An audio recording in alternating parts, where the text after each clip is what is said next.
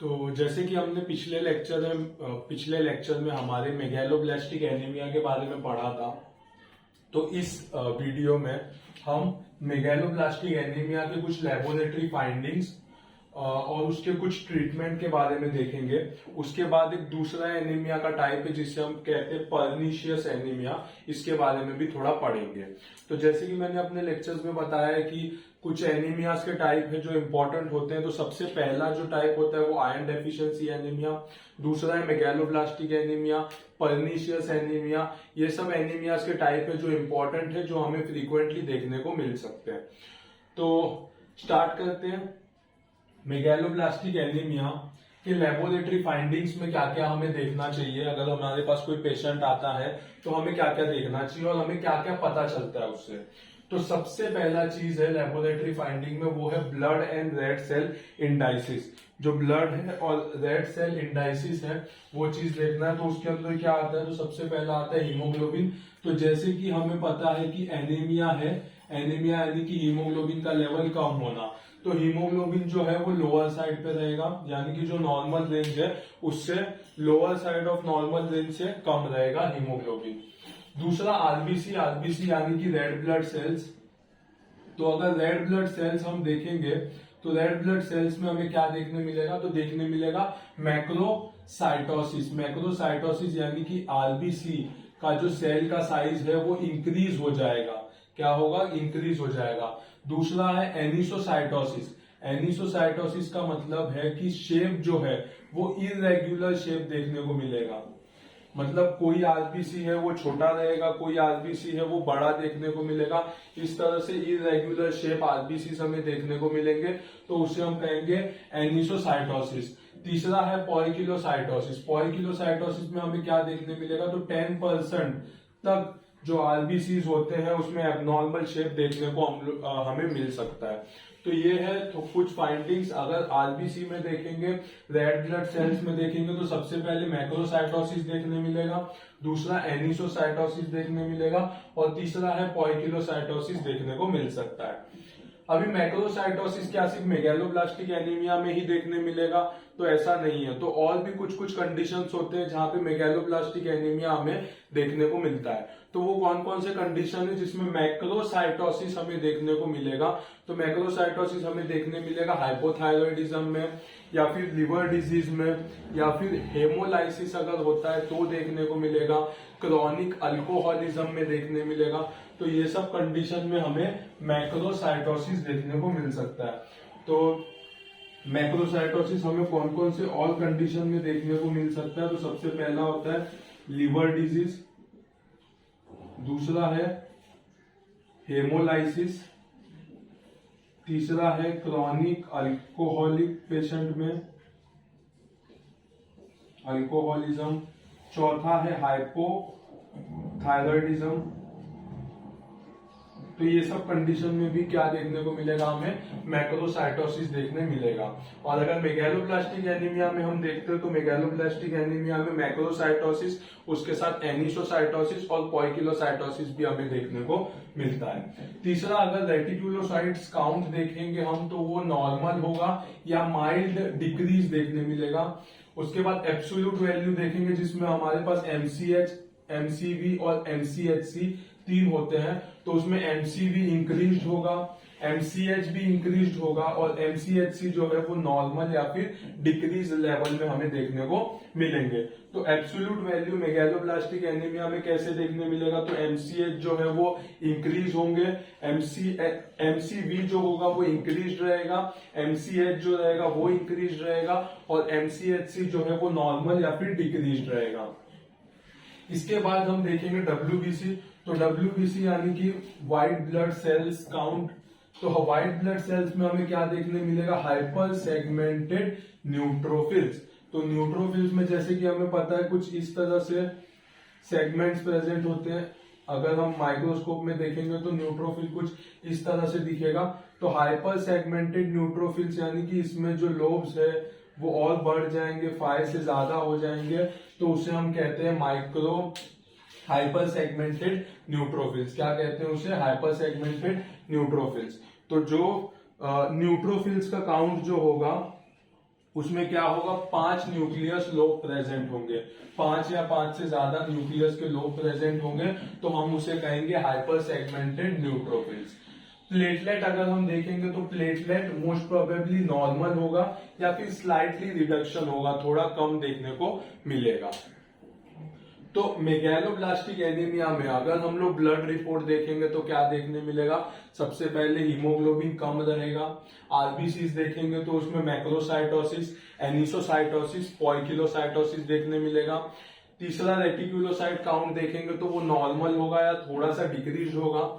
Absolute value देखेंगे तो उसमें एमसीवी जो है वो रेस्ड रहेगा, एमसीएच रेस्ड रहेगा, एमसीएचसी नॉर्मल या फिर थोड़ा सा कम होगा। डब्ल्यूबीसी में देखेंगे तो हाइपर सेगमेंटेड न्यूट्रोफिल्स देखने मिलेंगे, जहां पे 5 न्यूक्लियस लोब से ज्यादा न्यूट्रोफिल्स में देखने मिलेगा। और प्लेटलेट अगर हम देखेंगे तो मोस्टली नॉर्मल होगा या फिर हल्का सा कम देखने को मिलेगा। इसके साथ साथ ब्लड के साथ साथ अगर मेगैलोब्लास्टिक एनीमिया हुआ है तो जो बोन मैरो है, बोन मैरो में भी कुछ प्रॉब्लम्स हमें देखने को मिल सकते हैं। तो बोन मैरो में क्या क्या देखने मिलेगा, तो सबसे पहले मैरो सेल्यूलैरिटी। बोन मैरो में सेल्यूलैरिटी में क्या देखने मिलेगा, तो myeloid is to erythroid ratio होता है वो कम हो जाएगा। क्या होगा, myeloid is to erythroid ratio क्या होगा, वो कम होगा। तो myeloid is to erythroid ratio क्या होता है, तो ये रेशियो होता है उसमें न्यूट्रोफिलिक ग्रेन्युलोसाइट्स अपॉन इरिथ्रोब्लास्ट, इसका जो रेशियो होता है, यानी कि myeloid is to erythroid ratio का डेफिनेशन अगर हम देखेंगे तो उसमें होगा कि ratio of neutrophilic granulocyte is to erythroblast. Erythroblast मतलब इमैच्योर इरिथ्रोसाइट्स वगैरह सब काउंट होंगे उसमें। तो ये जो myeloid is to erythroid ratio होगा वो कम हो जाएगा। क्या होगा, कम हो जाएगा। तो बोन मैरो, सबसे पहला बोन मैरो फाइंडिंग में बोन मैरो सेल्यूलैरिटी देखेंगे। बोन मैरो सेल्यूलैरिटी में हमें देखने मिलेगा कि माइलॉइड इज टू इरिथ्रॉइड का जो रेशियो है वो कम है। दूसरा इरिथ्रोपोयोसिस में अगर हम देखेंगे तो इरिथ्रोपोयोसिस में इरिथ्रॉइड हाइपरप्लेसिया देखने मिलेगा, यानी कि इरिथ्रॉइड जो होता है उसका सेल्स का जो नंबर है वो इंक्रीज देखने को मिलेगा, यानी कि जो सेल्स जो आरबीसी बनाते हैं वो इमैच्योर आरबीसी बना सकते हैं। उसके साथ साथ हमें क्या देखने को मिलेगा, तो उसके साथ देखने को मिलेगा हमें मेगैलोब्लास्ट। तो मेगैलोब्लास्ट क्या होता है, तो ये कैसा होता है, abnormal large nucleated erythroid precursor cells होते हैं। मतलब जो इरिथ्रॉइड यानी कि हम कह सकते हैं आरबीसी बनाने वाले प्रीकर्सर सेल्स होते हैं, वो लार्ज देखने को मिलेंगे, इरेगुलर देखने मिलेगा, तो उसे हम कहते हैं मेगैलोब्लास्ट। क्या कहते हैं, मेगैलोब्लास्ट। तो इरिथ्रोपोयोसिस में हमें देखने मिलेगा इरिथ्रॉइड हाइपरप्लेजिया और दूसरा मेगैलोब्लास्ट। तीसरा अगर हम देखेंगे तो आयरन का जो नंबर और साइज जो होगा वो दोनों बढ़ा हुआ या फिर इंक्रीज्ड फॉर्म में हमें देखने को मिलेगा। तो बोन मैरो फाइंडिंग में बेसिक जो चीज देखने मिलता है वो है मैरो सेल्यूलैरिटी, इरिथ्रोपोयोसिस और तीसरा आयरन।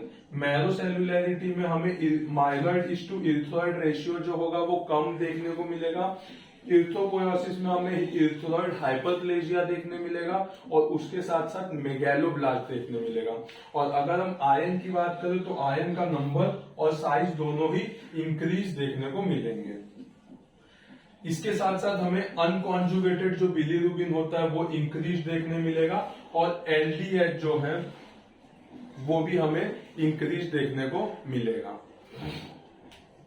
तो इसमें लेबोरेटरी फाइंडिंग में सबसे पहले blood and red cells indices में हमें कुछ चीज देखने मिलेंगे, बोन मैरो फाइंडिंग्स में, और अनकॉन्जुगेटेड बिलीरुबिन और इंक्रीज्ड एलडीएच देखने को मिलेगा। अभी इसके अलावा मेगैलोब्लास्टिक एनीमिया में कुछ स्पेशल टेस्ट होते हैं जो कि B12 के डेफिशिएंसी और फॉलेट को डेफिशिएंसी को रिकॉग्नाइज करते हैं। तो वो कौन कौन से टेस्ट है उसके बारे में भी थोड़ा सा पढ़ेंगे। तो सबसे पहला स्पेशल टेस्ट में होगा विटामिन B12 का टेस्ट। तो विटामिन B12 का नॉर्मल वैल्यू कितना होता है, तो वो होता है 280 से लेके 1000 तक, 280 से लेके 1000 पिकोग्राम पर ml।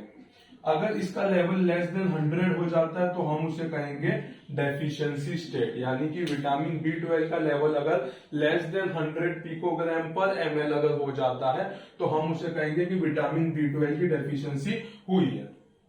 तीसरा है ट्रेडिशनल टेस्ट।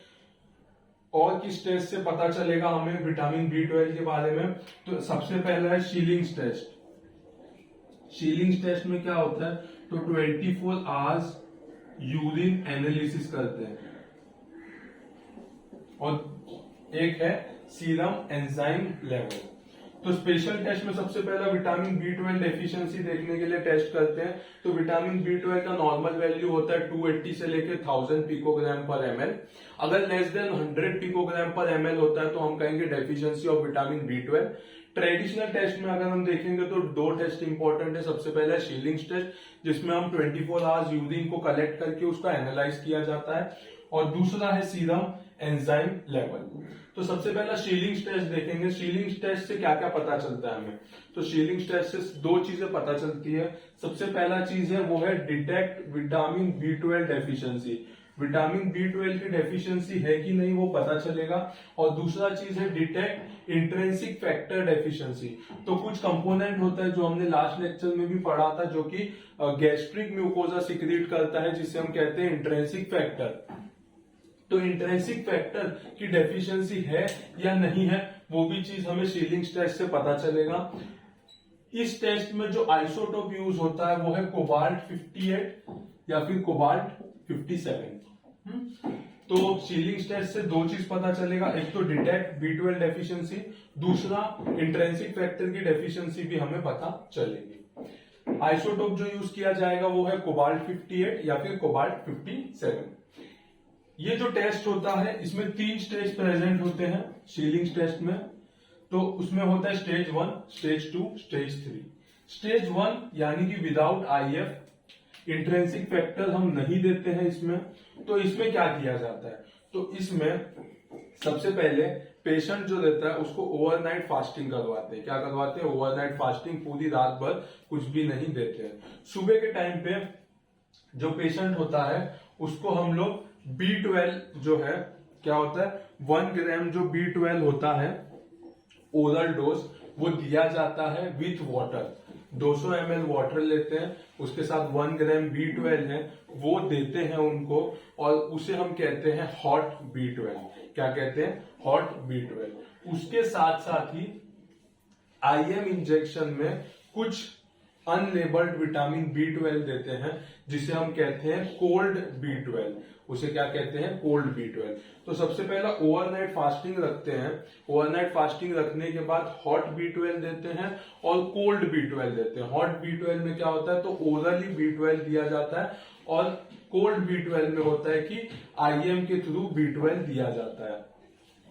तो स्टेज 1 में विदाउट IF में हॉट B12 और कोल्ड B12 दिया जाता है। उसके बाद पेशेंट को अराउंड 2 घंटे तक NBM रखा जाता है, और उसके बाद 24 आवर्स के लिए यूरिन एनालाइज किया जाता है। अगर यूरिन एनालाइज करने के बाद अगर उस यूरिन में जो विटामिन B12 है, जितना हमने ओरल डोज दिया है उससे 10% ज्यादा अगर यूरिन में आता है विटामिन B12 का, तो वो हम कहते हैं कि पेशेंट नॉर्मल है, कोई प्रॉब्लम नहीं है। लेकिन अगर पेशेंट को विटामिन B12 का अमाउंट ओरली जितना दिया है उससे 10% ज्यादा नहीं आता है, तो हम सेकेंड स्टेज करते हैं, यानी कि सेकेंड स्टेज जिसे हम कहते हैं विथ IF, यानी कि विथ इंट्रिंसिक फैक्टर। तो इसमें हम कुछ नहीं करते, इसमें हम इंट्रिंसिक फैक्टर देते हैं। अगर इंट्रिंसिक फैक्टर देने के बाद अगर नॉर्मल लेवल पे विटामिन B12 एक्सक्रीट किया जाता है, तो हम कह सकते हैं कि पेशेंट में इंट्रिंसिक फैक्टर की डेफिशिएंसी थी। इसके लिए स्टेज 1 में पेशेंट को जब IF नहीं दिया था तो उसे विटामिन B12 का एक्सक्रीशन नहीं हुआ। तो यानी कि अगर ऐसा होता है कि स्टेज 2 में आने के बाद IF देने के बाद अगर नॉर्मल सिक्रीशन होने लगता है, तो फिर इसका मतलब है कि इंट्रिंसिक फैक्टर की डेफिशिएंसी है। लेकिन अगर स्टेज 2 में भी इंट्रिंसिक फैक्टर देने के बाद भी अगर एक्सक्रीशन जो है वो ठीक से नहीं हो पाता है तो हम तीसरे स्टेज पे आते हैं, यानी कि माल एब्जॉर्प्शन। तो यानी कि एब्जॉर्प्शन जो है वो ठीक से नहीं हो पा रहा है। माल एब्जॉर्प्शन यानी कि एब्जॉर्प्शन ठीक से नहीं हो पा रहा है, तो इस स्टेज में क्या करते हैं हम, एंटीबायोटिक्स, एंटी इंफ्लामेटरी ड्रग्स देते हैं और फिर उसे ऑब्जर्व करते हैं कि क्या होता है। तो उससे हमें पता चलता है कि पेशेंट को माल एब्जॉर्प्शन हो रहा है कि नहीं। तो इस तरह से सीलिंग टेस्ट से हमें विटामिन B12 की डेफिशिएंसी और डेफिशिएंसी ऑफ इंट्रिंसिक फैक्टर दोनों के बारे में पता चलता है, जिसमें 3 स्टेज होते हैं। सबसे पहला stage 1 without IF, stage 2 with IF और stage 3 for mall absorption syndrome जो है वो देखने के लिए हम करते हैं। तो ये हो गया ट्रेडिशनल टेस्ट में पहला वाला सीलिंग टेस्ट। जो दूसरा है उसको बोलते हैं सीरम एंजाइम लेवल। तो सीरम एंजाइम लेवल में हम क्या देखते हैं, तो अगर विटामिन B12 की डेफिशिएंसी है तो 2 चीज इंक्रीज देखने को मिलेंगे। एक तो इंक्रीज होमोसिस्टाइन लेवल और दूसरा है इंक्रीज मिथाइल मेलोनिक एसिड। क्या? इंक्रीज होमोसिस्टाइन लेवल और increase methyl malonic acid. Folate deficiency अगर होगा तो हमें सिर्फ होमोसिस्टाइन लेवल ही बढ़ा हुआ देखने को मिलेगा। तो सीरम एंजाइम लेवल में विटामिन B12 डेफिशिएंसी और फोलेट डेफिशिएंसी में क्या देखने मिलेंगे, तो विटामिन B12 डेफिशिएंसी में हमें इंक्रीज होमोसिस्टाइन लेवल और इंक्रीज मिथाइल मेलोनिक एसिड देखने मिलेगा, लेकिन फोलेट डेफिशिएंसी में हमें सिर्फ इंक्रीज होमोसिस्टाइन लेवल ही देखने को मिलेंगे। फोलेट डेफिशिएंसी, जैसे कि हमने यहाँ पे विटामिन B12 की डेफिशिएंसी देखी, वैसे फोलेट डेफिशिएंसी में क्या होगा, तो इसमें जो लेवल है वो है 6 से लेके 18 नैनोग्राम पर ml, जिसमें अगर 4 नैनोग्राम पर ml से कम होता है लेवल तो हम उसे कहेंगे कि फोलेट डेफिशिएंसी हुआ है। क्या हुआ है? फोलेट डेफिशिएंसी हुआ है। तो ये रहा फोलेट डेफिशिएंसी के बारे में। ट्रीटमेंट पार्ट में हम क्या करते हैं मेगालोब्लास्टिक एनीमिया में, तो सबसे पहला हम देते हैं उसमें हाइड्रोक्सीकोबलामाइन। हाइड्रोक्सीकोबलामाइन का IM इंजेक्शन देते हैं फॉर 3 वीक्स और टैबलेट फॉलिक एसिड 5 mg देते हैं फॉर 4 मंथ। कितने के लिए? तो विटामिन B12 और जो फॉलिक एसिड की डेफिशिएंसी होती है उसके लिए हाइड्रोक्सीकोबलामाइन जो होता है वो दिया जाता है IM फॉर 3 वीक्स और टैबलेट फॉलिक एसिड 5 mg का 4 मंथ के लिए दिया जाता है। इस कंडीशन में बीपी जो है वो अच्छे से मॉनिटर करना जरूरी है, नहीं तो पेशेंट सर्कुलेटरी ओवरलोड में जाने के चांसेस होते हैं। तो ये हो गया इसका ट्रीटमेंट पार्ट। तो यहां तक हमने मेगालोब्लास्टिक एनीमिया के बारे में काफी कुछ देखा है और आज हमने laboratory finding, B12 deficiency, folate deficiency, Schilling test, ये सब चीज के बारे में देखा और शॉर्ट में ट्रीटमेंट हम क्या दे सकते हैं वो भी हमने देखा है। अब इसके बाद जो थर्ड टाइप है एनीमिया का, बहुत ज्यादा देखने नहीं मिलेगा लेकिन पता होना चाहिए, पर्निशियस एनीमिया के बारे में। अभी तक जो आयरन डेफिशिएंसी एनीमिया हमने पढ़ा था वो हमें बहुत देखने को मिलता है। दूसरा मेगालोब्लास्टिक एनीमिया भी देखने मिलेगा।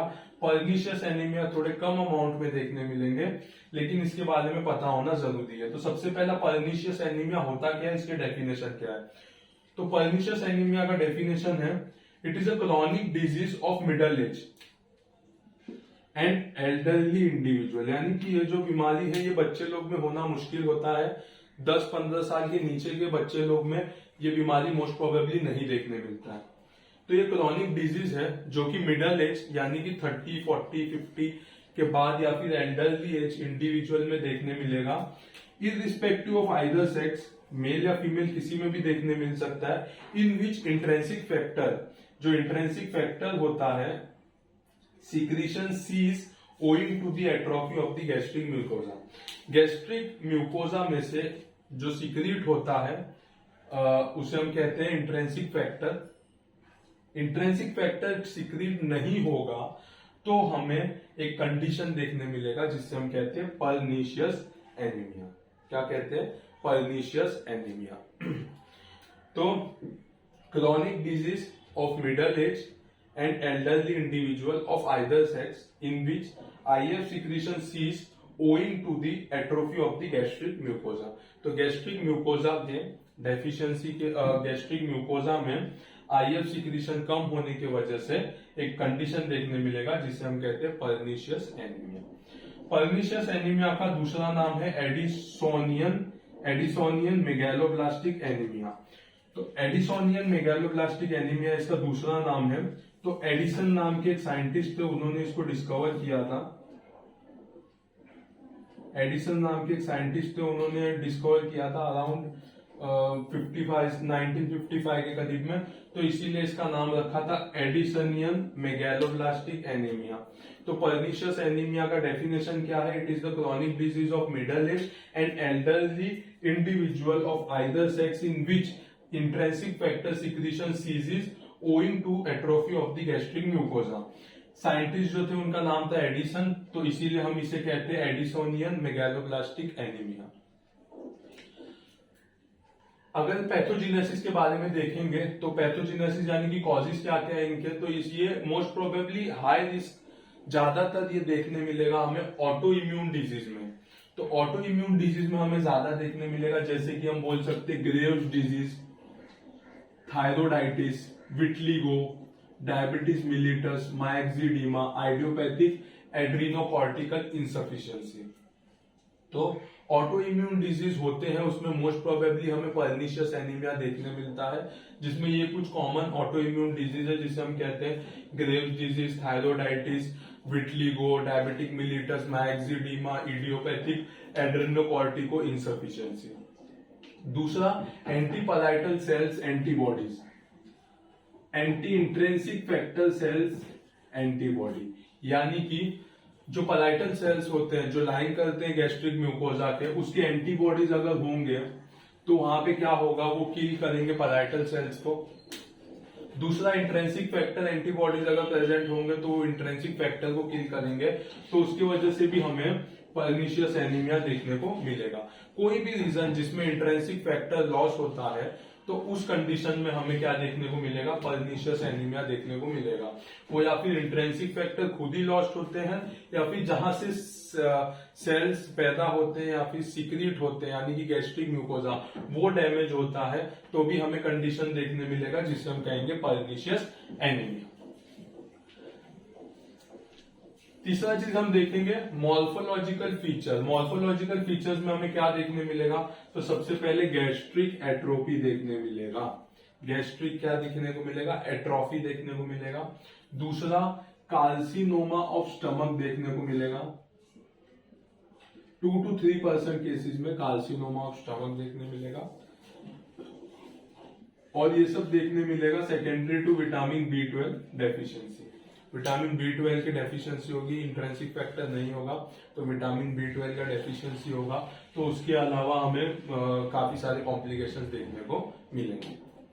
क्लिनिकल फीचर्स अगर देखेंगे तो क्या देखने मिलेगा, तो सबसे पहला विटामिन B12 डेफिशिएंसी, दूसरा एनीमिया, ग्लोसाइटिस, जैसे कि हमने बताया था टंग जो होता है उसमें जो पेपिले जो होते हैं वो लॉस्ट हो जाते हैं, बीफ जैसा रेड पूरा टंग देखने को मिलता है जिसे हम कहते हैं ग्लोसाइटिस। एनीमिया देखने मिलेगा यानी कि हीमोग्लोबिन का लेवल जो है वो कम देखने मिलेगा। काफी सारे न्यूरोलॉजिकल एबनॉर्मेलिटी देखने को मिलते हैं, जैसे कि अगर हम बोले तो न्यूरोपैथी हो गया या फिर कुछ conditions related to spinal cord हो गए, ये सब चीज देखने मिलेंगे। गैस्ट्रोइंटेस्टिनल एबनॉर्मेलिटी, तो गैस्ट्रोइंटेस्टिनल एबनॉर्मेलिटी में हमें डायरिया, वेट लॉस, ये सब चीज देखने को मिलेगा। खाने की इच्छा नहीं होना, या फिर हम कह सकते हैं हिपैटोस्प्लीनोमेगैली, कंजेस्टिव हार्ट फेलियर, ये सब चीज हमें देखने को मिलेंगे। तो क्लिनिकल फीचर्स में अगर हम देखेंगे तो क्या क्या देखने मिलेगा, तो सबसे पहले विटामिन B12 डेफिशिएंसी, उसके बाद एनीमिया देखने मिलेगा, ग्लोसाइटिस देखने मिलेगा, न्यूरोलॉजिकल एबनॉर्मेलिटी देखने को मिलेंगे, गैस्ट्रोइंटेस्टिनल एबनॉर्मेलिटी देखने मिलेंगे यानी कि डायरिया, डिस्पेप्सिया, या फिर हम कह सकते हैं हिपैटोस्प्लीनोमेगैली, और ऐसे सब एबनॉर्मेलिटीज रिलेटेड टू एब्डोमेन देखने को मिलेंगे। ट्रीटमेंट पार्ट में क्या करना होता है, तो इसमें ट्रीटमेंट पार्ट में B12 का रिप्लेसमेंट किया जाता है। पैरेंटिनल B12 का रिप्लेसमेंट, मतलब आईवी के थ्रू B12 दिया जाता है। दूसरा सिम्टोमेटिक एंड सपोर्टिव थेरेपी दिया जाता है। सिम्टोमेटिक और सपोर्टिव थेरेपी में क्या आता है, तो न्यूरोलॉजिकल एबनॉर्मेलिटी होगा तो फिजियोथेरेपी वगैरह करने से रिलीफ हो जाए पेशेंट को। HB कम है तो उसके अंदर ब्लड इंफ्यूजन या फिर ब्लड ट्रांसफ्यूजन किया जाए। और कोई कॉम्प्लिकेशंस आते हैं related to heart, congestive heart failure, तो उसको ट्रीट किया जाए। हिपेटोस्प्लिनोमेगैली है तो उसको ट्रीट किया जाए। ऐसे कुछ कुछ जो कॉम्प्लिकेशंस आते हैं सिम्टोमेटिक, उसे ट्रीट करना। और लास्ट इसमें सबसे अच्छा रोल जो प्ले करता है वो करता है स्टीरॉयड का। तो अगर पर्निशियस एनीमिया होता है तो उसमें स्टीरॉयड का काफी अच्छा रोल होता है। तो इसमें 3 ट्रीटमेंट के ऑप्शंस दिए। सबसे पहला पैरेंटिनल B12 रिप्लेसमेंट, दूसरा है सिम्टोमेटिक या फिर सपोर्टिव थेरेपी, और तीसरा है कॉर्टिकोस्टेरॉइड थेरेपी। तो इतना चीज हमें पर्निशियस एनीमिया के बारे में पता होना चाहिए। सबसे पहले पर्निशियस एनीमिया का definition, chronic disease of middle age and elderly individual of either sex in which intrinsic factor secretion cease owing to the atrophy of gastric mucosa। दूसरा उसके कॉजेज, ऑटो इम्यून डिजीज या फिर anti parietal cell antibody, anti intrinsic factor antibody. Morphological feature में gastric atrophy, carcinoma of stomach और secondary to vitamin B12 deficiency. Clinical features में अगर हम देखेंगे तो anaemia, myositis, neurological deficit, gastrointestinal abnormality, ये सब चीज देखने मिलेंगे। और ट्रीटमेंट में अगर हम देखेंगे तो B12 को रिप्लेस किया जाए या फिर सिम्टोमेटिक सपोर्टिव ट्रीटमेंट चालू रखे। और मेजर रोल जो प्ले करता है वो स्टीरॉयड भी मेजर रोल प्ले करता है। तो स्टीरॉयड लेना भी पर्निशियस एनीमिया में काफी ज्यादा हेल्पफुल होता है।